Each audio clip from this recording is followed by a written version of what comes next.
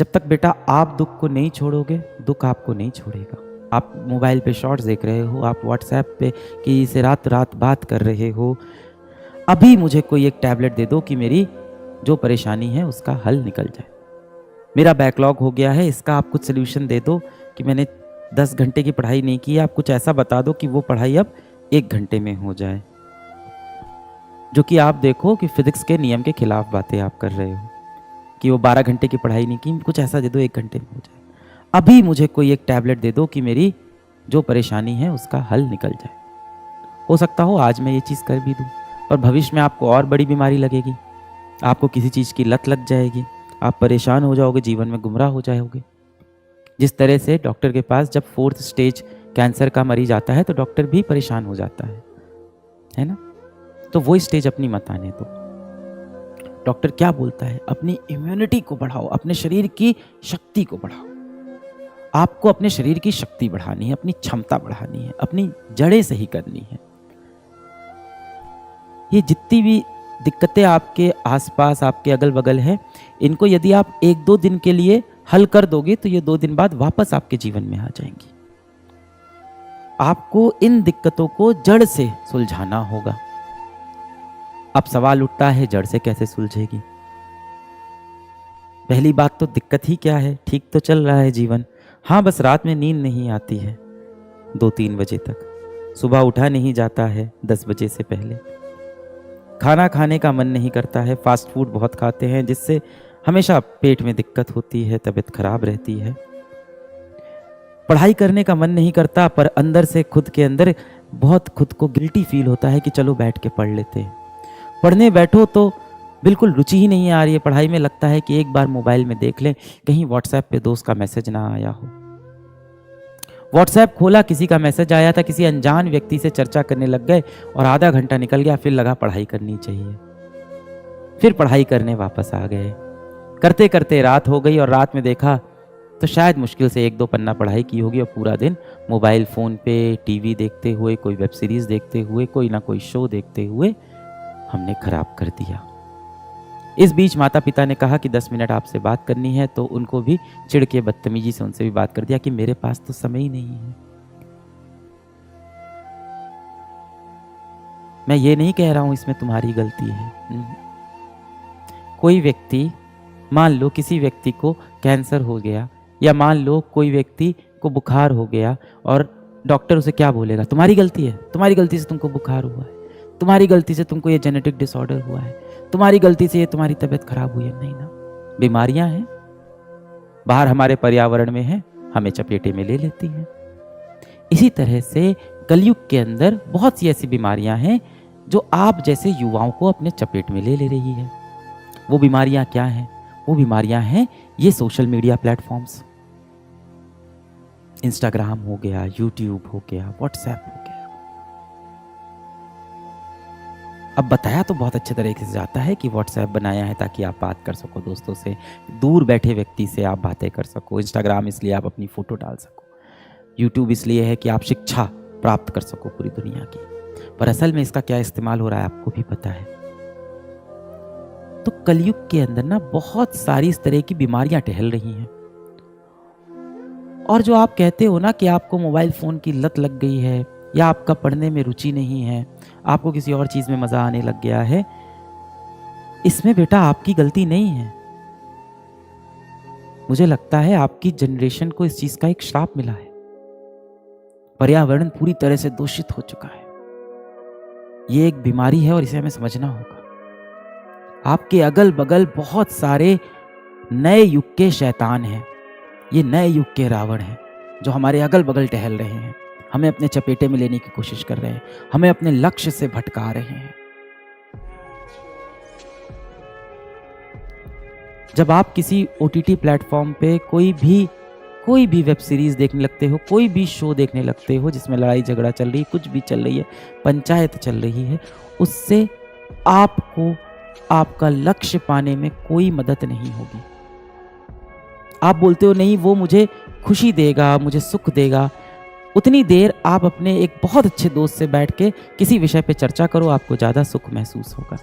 अपने माता पिता के साथ बैठ के बातें करो, आपको ज़्यादा सुख महसूस होगा। आप जाके बाहर कोई खेल खेलाओ, शारीरिक कसरत वाला कोई खेल खेलाओ, आपके शरीर को भी अच्छा लगेगा, आपके दिमाग को भी अच्छा लगेगा। पर हम कर नहीं पाते, क्यों? क्योंकि हम बीमार हो गए भाई।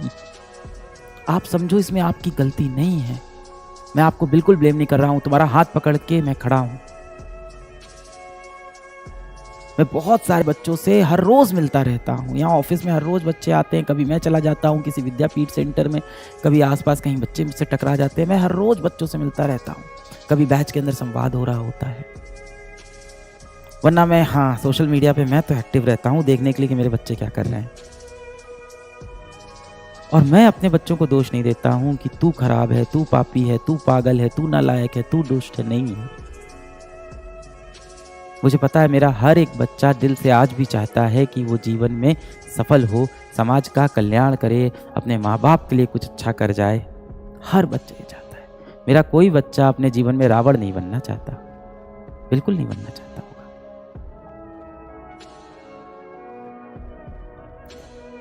अब बात आती है इन बीमारियों से हम कैसे लड़ें, जो हमारा समय लेके हमसे चली जाती हैं। इन बीमारियों से हम कैसे लड़ें? अभी मैं यकीन बैच में था 2.0 में, तो यही बात हो रही थी। तो मैंने कहा था कि आपने कोई वेब सीरीज़ देखी, आपने कोई शो देखा, आप दोस्तों के साथ बाहर पार्टी पे चले गए, खाने पीने चले गए, आप मोबाइल पे शॉर्ट्स देख रहे हो, आप व्हाट्सएप पे किसी से रात रात बात कर रहे हो, ये जितनी भी आप मौज मस्ती कर रहे हो, इससे आप कभी भी जीवन में एक बड़े मनुष्य, एक सफल मनुष्य नहीं बनने वाले। किस्सा मौज मस्तियों का नहीं, मेहनतों का मशहूर होता है। मेहनतों के किस्से मशहूर होते हैं। ये जितनी भी बीमारियां हैं, इनसे लड़ने का क्या तरीका है? इंद्रियों पे काबू, इम्यूनिटी को बढ़ाना, कैसे होगा ये? अभी क्या हुआ मॉडर्न समय के अंदर, आप देखो भगवान पे विश्वास करने वाले को, और जब मैं भगवान बोल रहा हूं तो अपने अपने धर्म के हिसाब से अपने अपने क्रिएटर को आप मान लेना। भगवान पे विश्वास करने वाले को हमने बोला कि वो गंवार है। जो भी व्यक्ति होता है जो भगवान पे विश्वास करता है, हम लोग कहते हैं ये तो बहुत पुरानी सोच का है, ये तो गंवार है, साइंस ये कहती है, साइंस वो कहती है। मैं तो फिजिक्स का ही टीचर रहा हूं। आप इतिहास के जितने बड़े साइंटिस्ट उठा लो, सब ये कहते हैं कि ये दुनिया किसी ने बनाई है, अपने आप नहीं बनी है। हाँ, वो रचयिता जो है दुनिया का, वो देखने में कैसा होगा हमें नहीं पता है। इसीलिए उपनिषद कहती भी है कि भगवान का कोई रूप नहीं है, भगवान का कोई शेप नहीं है, पर है। मॉडर्न समय में क्या हुआ कि हम उससे दूर हो गए। हमें लगा कि बहुत कूल होगा अगर हम बोलेंगे कि I am N atheist, I don't believe in God. हमें लगा ये बहुत कूल है। और आप देखो जैसे जैसे आप अपने भगवान से, आप किसी भी भगवान को आप मान सकते हो, अंत में सब ऊपर एक है। आप यहाँ लड़ाई झगड़ा कर रहे हो, रचयिता तो एक ही होगा ना। तो आप जब उससे दूर होते हो तो आप इस तरह की बीमारियों से ग्रस्त होते हो।